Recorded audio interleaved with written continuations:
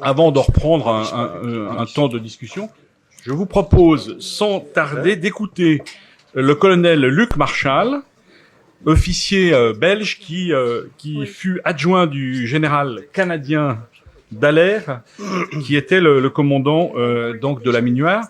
Et donc le colonel Marchal, lui, commandait le secteur de Kigali pour la Minuar, la force des Nations Unies. Mon colonel, je vous en prie. D'accord. Monsieur le Président, Mesdames, Messieurs, en votre titre et qualité, au cours des prochaines minutes, je traiterai de la stratégie de rupture menée par le FPR en 1994 et de façon beaucoup plus lapidaire du rôle des États-Unis dans la région des Grands Lacs. Le contexte général qui prévalait à Kigali fin mars, début avril, nous portait plutôt vers un certain optimisme. En effet, à l'opposé des mois de janvier et février, le mois de mars fut tout à fait différent. L'amélioration sensible de la situation nous laissait raisonnablement penser que nous étions arrivés au momentum où le processus de paix allait enfin pouvoir être enclenché et que nous allions pouvoir aussi tous ensemble, parti gouvernemental, FPR et Minuar, jeter les fondations d'un avenir meilleur pour l'ensemble des Rwandais. C'était en tout cas la raison d'être de la présence de la Minuar au Rwanda. Néanmoins, à l'époque, deux faits particuliers ont également retenu mon attention. Le premier concerne l'échec de ce qui devait être la 20e tentative, je pense, de mise en place des institutions de transition le 25 mars. Alors que toutes les conditions étaient réunies pour aller de l'avant, le FPR décida de jouer la politique de la chaise vide. Si ce dernier avait réellement voulu participer au jeu démocratique, il aurait pris la place qui lui revenait sur l'échiquier politique du pays. Mais de toute évidence, pareil projet n'entrait pas dans sa vision des choses. C'est exactement ce que M. Jacques-Roger Bobo, le chef de la mission de l'ONU au Rwanda, exprima dans son livre « Le patron de Dallaire parle » à propos précisément de ce refus du FPR. Et je cite, « Son masque venait de tomber. Il avait longtemps caché son jeu, mais cette fois, les choses étaient claires. Ce parti n'avait certainement pas envie de faire aboutir le processus de paix. » Le second fait qui a retenu mon attention s'est passé le 30 mars, soit 7 jours avant l'attentat. Ce jour-là, en fin d'après-midi, je rencontre le général Nsabimana, le chef d'état-major des forces armées rwandaises, les phares. Je revenais d'une longue tournée d'inspection dans la zone de consignation des armes qui était ma zone de responsabilité. Voilà à quoi ressemblait la zone de consignation des armes. C'était une vaste zone de plus de 500 km², avec en son centre la capitale Kigali, bon c'est la tache noire, et vous avez l'aérodrome de Kanombe sur votre droite. À l'issue de cette tournée d'inspection, je souhaitais lui faire part de mes constatations. D'emblée, son air préoccupé m'interpelle. Il est vrai que je ne l'avais jamais vu aussi sérieux et soucieux précédemment. Une fois le sujet de la zone de consignation épuisé, j'ai le sentiment qu'il veut poursuivre la conversation.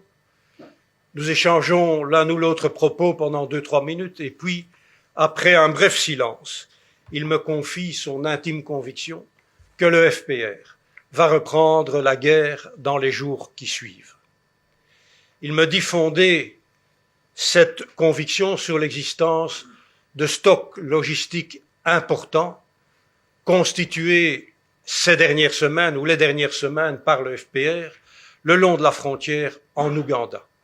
Il précise aussi que ces stocks ont été localisés avec précision par des agents du service de renseignement. À ma réplique que le FPR ne peut pas se permettre pareille aventure sous le regard direct de la communauté internationale, c'est-à-dire la MINUAR, il me répond mot pour mot ceci. Le FPR n'a que faire de telles considérations. L'erreur que vous, MINUAR, commettez est de lui prêter le même raisonnement que le vôtre. Mais la réalité est bien différente. Le FPR est un mouvement révolutionnaire et c'est en tant que tel qu'il raisonne et qu'il définit ses propres objectifs. Et de conclure, contre des révolutionnaires, si vous n'utilisez pas les mêmes méthodes, vous serez toujours perdant. Point n'est besoin, je crois, de vous préciser que cette conversation reste gravée dans ma mémoire, et d'autant plus qu'il ne m'a pas fallu attendre très longtemps pour apprécier toute la pertinence des propos du général Nsabimana. Voilà en bref le contexte général qui prévalait au moment où le président Habyarimana s'envola le 6 avril en début de matinée pour un sommet sous-régional à Dar es Salaam à l'invitation du président ougandais Museveni. Il y aurait beaucoup à dire au sujet de ce pseudo-sommet, mais le temps fait défaut pour détailler le programme de cette journée, ou plus exactement, pour expliquer l'absence totale de véritable programme, si ce n'est de faire en sorte que le plan de vol qui prévoyait un décollage de Dar es Salaam à 17 heures pour un retour encore 2 jours à Kigali, eh bien, ce plan de vol soit largement dépassé et que ce n'est qu'à 19h30 que l'avion présidentiel décolla pour son dernier voyage. Nous savons que vers 20h30, un missile sol-air détruisit le Falcon 50 en phase d'atterrissage, entraînant la mort des présidents du Rwanda, du Burundi, de leurs collaborateurs et des membres de l'équipage. Nous savons aussi que ces premières victimes furent suivies par des millions d'autres. Tel est le cynique bilan de ces 20 dernières années, au cours desquelles les droits les plus élémentaires de la personne humaine furent sacrifiés au nom d'une idéologie revancharde, mais également au nom d'intérêts politico-financiers prédateurs mettant le profit au-dessus de toute autre considération. En une fraction de seconde, l'État rwandais perd son président et le chef de son armée. Le Rwanda est doublement décapité. C'est donc dans un climat lourd d'incertitude que je rejoins vers 23 heures le camp Kigali. Le camp Kigali se situe aussi au sud de la colline de Biouvu, qui est le centre-ville de Kigali. Le camp Kigali se trouve à cet endroit. Donc, au camp Kigali, une réunion de crise a été convoquée, à laquelle la MINUAR a également été conviée. À mon arrivée dans la salle de réunion, je ressens physiquement l'ambiance de consternation qui y règne. Je suis en présence d'hommes profondément bouleversés et désemparés par ce qui venait de se passer, et certainement pas en face de conspirateurs. La démarche des officiers présents n'a d'autre but que d'évaluer les conséquences de la disparition du chef de l'État et du chef des forces armées, afin d'éviter que le vide du pouvoir ne débouche sur une situation incontrôlable, couplée à une possible reprise des hostilités entre le FPR et les forces gouvernementales.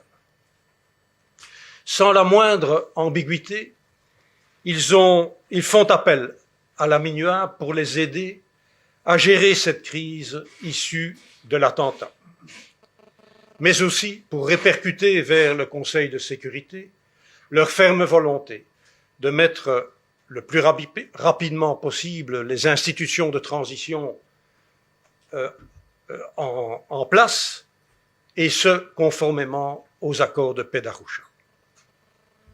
Si des organisateurs de l'attentat s'étaient trouvés à ce moment-là autour de la table, cette réunion se serait déroulée de façon bien différente.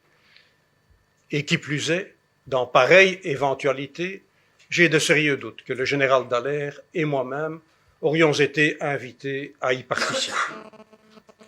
Remarquons au passage qu'un coup d'État est une opération qui correspond à des critères que je qualifierais d'universels. Pour garantir le succès de l'opération, on n'y va pas à la petite cuillère, mais tous les éléments disponibles sont injectés dans le scénario de manière à éviter toute surprise désagréable et à mettre le pays devant le fait accompli. Ce n'est, mais alors pas du tout, la situation qui prévalait à Kigali dans les heures qui suivirent l'attentat. Du reste, plusieurs patrouilles conjointes, MINUAR, gendarmerie, signalèrent avoir constaté la levée de différents barrages militaires qui se trouvaient en place en début de nuit. Personnellement, et sans la moindre escorte armée, j'ai traversé une partie de la ville vers 2 heures du matin et j'ai pu constater de visu l'absence de tout dispositif ressemblant de près ou de loin à un état de siège. À cette absence de prise en main du pouvoir par l'une ou l'autre faction supposée hostile aux accords de paix d'Arusha ou à la personne du chef de l'État, correspond par contre le démarrage immédiat d'une offensive militaire d'envergure du FPR. Cette offensive, en totale contradiction avec les accords de paix d'Arusha, se terminera 3 mois plus tard par une conquête sans partage du pouvoir. Au plan technique, la simultanéité entre l'attentat et le déclenchement de cette offensive m'amène à formuler les considérations suivantes. Primo, il est impossible de profiter d'une opportunité comme la disparition du président Habyarimana et du général Nsabimana pour improviser une offensive générale mettant en œuvre de nombreuses unités aux missions totalement différentes. Pareil engagement ne peut qu'être le résultat d'un processus majeur de préparation ou de planification, comprenant la conception de la manœuvre sur le plan stratégique, la diffusion des ordres jusqu'aux plus petits échelons et la mise en place de milliers d'hommes dans les positions de départ, prêts à réagir à l'ordre d'exécution. Tout cela ne s'organise pas au claquement de doigts, mais au contraire exige des délais importants et incompressibles. Il ne faut pas avoir suivi le cours supérieur d'état-major pour comprendre cette contrainte. Il y va de l'élémentaire bon sens. Deuxième considération. Le FPR n'aurait pas été en mesure d'assurer le punch et la continuité de son offensive sans la constitution préalable de stocks importants de munitions, d'armements, d'équipements, de matériel divers. Bref, d'une logistique à l'échelle des moyens humains mis en œuvre durant plus de 3 mois d'opération. Il n'y a aucun miracle en la matière, pas d'opération militaire sans logistique adaptée. Ça, c'est une évidence. Or, je l'évoquais il y a quelques instants, c'est bien ce que le général Nsabimana m'avait révélé lors de notre dernière rencontre le 30 mars en fin d'après-midi. Troisième considération, sur les conditions de cette offensive ou, plus particulièrement, sur ses objectifs avoués ou inavoués.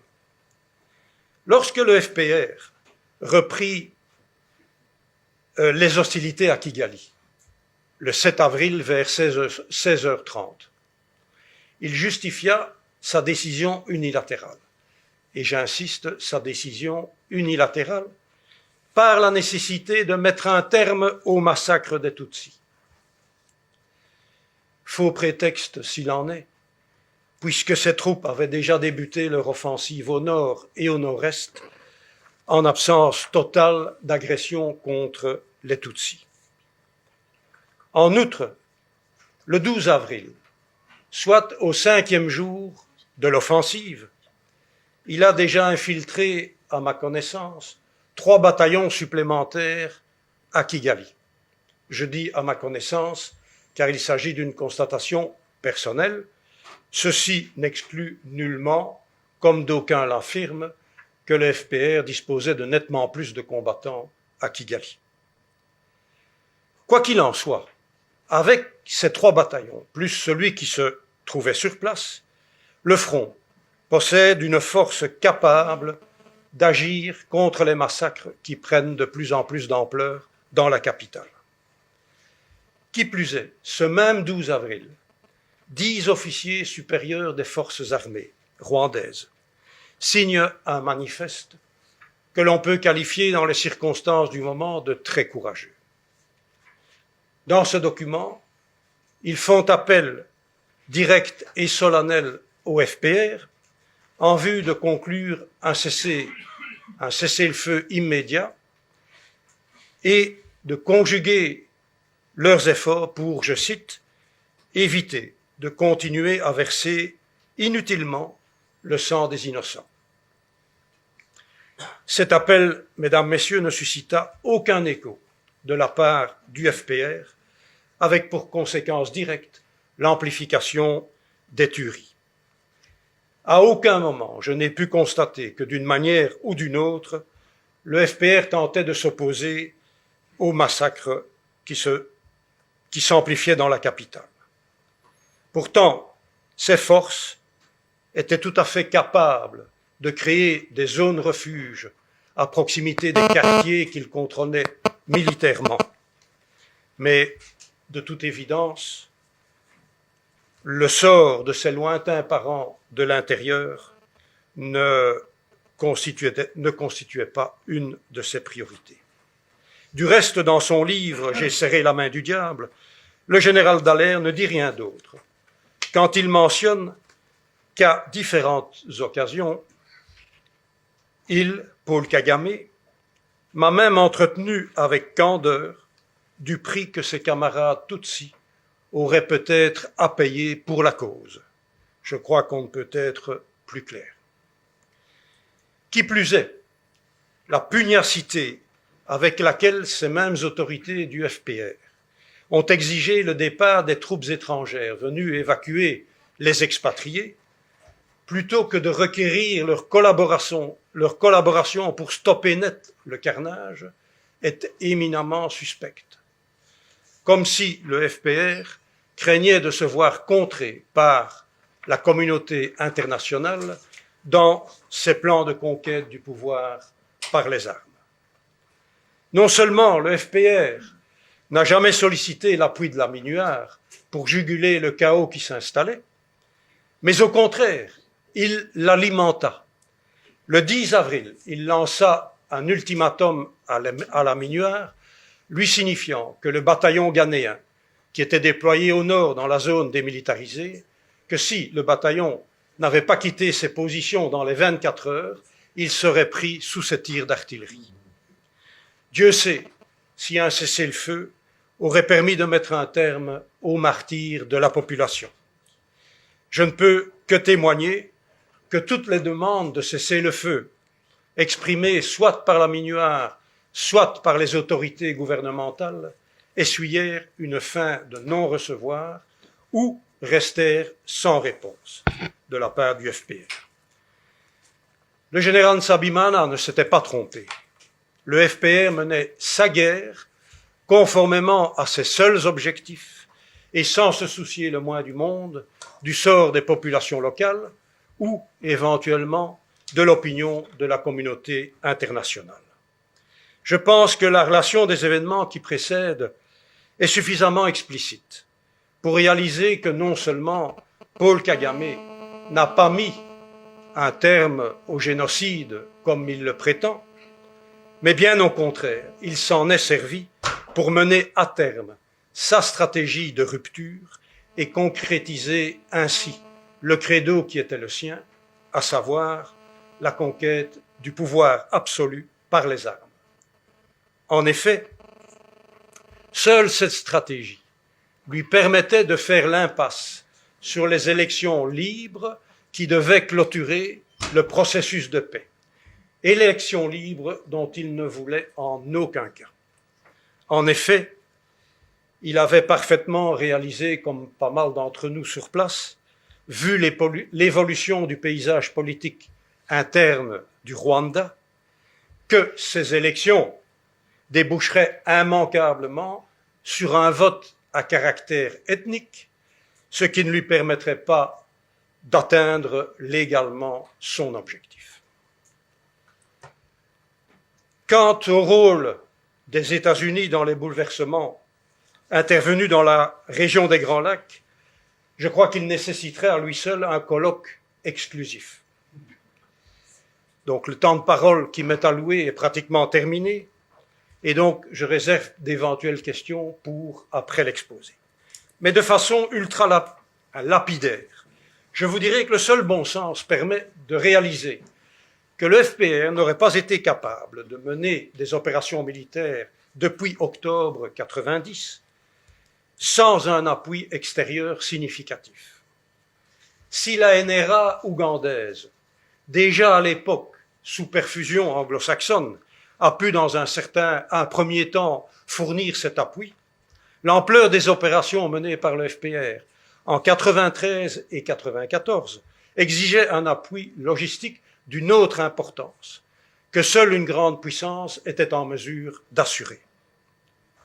Que dire alors de l'offensive de 96, qui conduisit les troupes de Kabila père jusque Kinshasa, troupes massivement épaulées par l'armée patriotique rwandaise. Nous n'en sommes plus ici à la dimension du Rwanda, mais d'un pays 89 fois plus grand.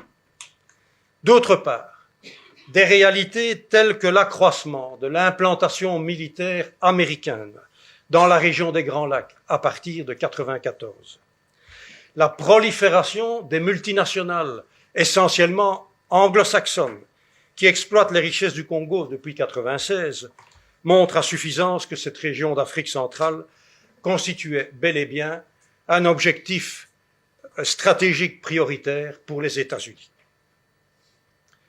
Pareille mainmise sur cette zone d'Afrique n'aurait pas été réalisable à l'époque de la guerre froide, mais la redistribution des cartes sur l'échiquier mondial suite à l'implosion du bloc communiste a redessiné fondamentalement les zones d'intérêt et les zones d'influence en Afrique. Je vous remercie pour votre attention.